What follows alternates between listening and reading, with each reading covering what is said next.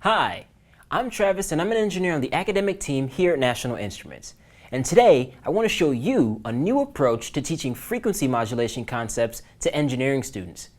Using this hands-on approach, you can make these concepts more exciting and relevant to your students and keep them engaged and eager to learn.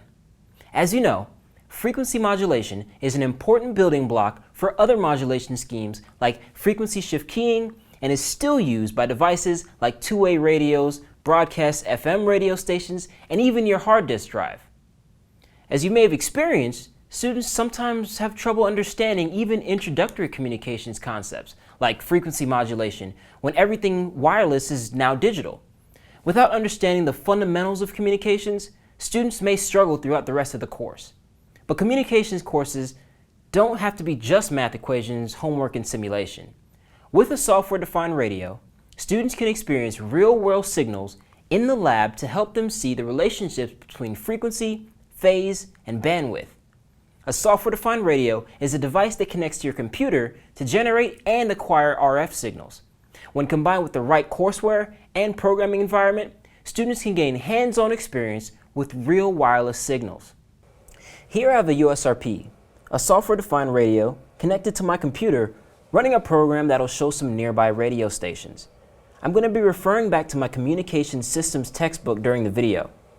In the book, an incoming FM signal can be written as the equation shown. We can see our message is buried deep inside the formula. We can also represent the complex envelope of this signal as the equation shown. Here we have both magnitude and phase. Now our message is tucked away just inside the phase, but we can use arctangent to get it. Lastly, we can take the first derivative to get the message signal. Let's see how software-defined radio can bring these equations to life. I'm first going to use this software-defined radio like a spectrum analyzer with a bandwidth of 5 MHz and a center frequency of 97 MHz. In my frequency plot, we can see some peaks. Now if we turn on averaging, we can get a clear graph and we can see 5 very strong signals coming through. These are the FM radio stations. Students can see how nearby stations are separated far enough that they don't interfere with each other. This is an important concept that relates to the bandwidth of each station. Students can further analyze these stations by capturing the graph data. Looking at the frequency plot, I can zoom into just one of these stations.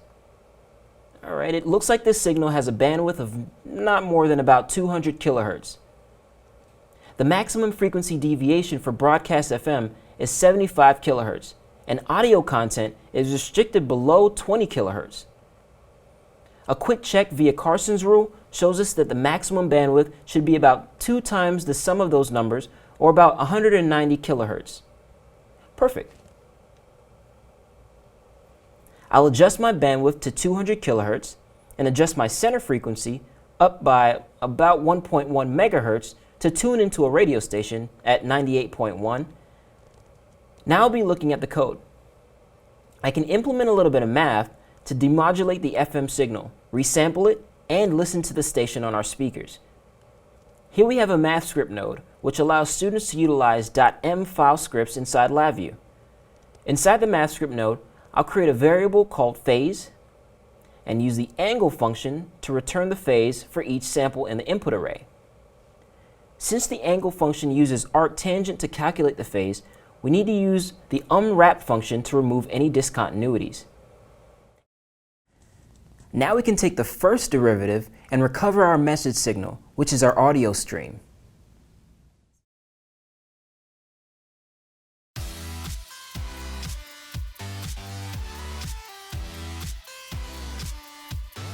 And there you have it, a software-defined radio demodulating and playing an FM radio station. So we've captured a broadcast FM signal with a software-defined radio and listened to the station through our speakers. And the excitement that a student has after he or she hears the radio on their speakers will keep them engaged and excited to learn more. Communications doesn't have to be complicated. With hands-on hardware and courseware, students can make connections between theory and implementation.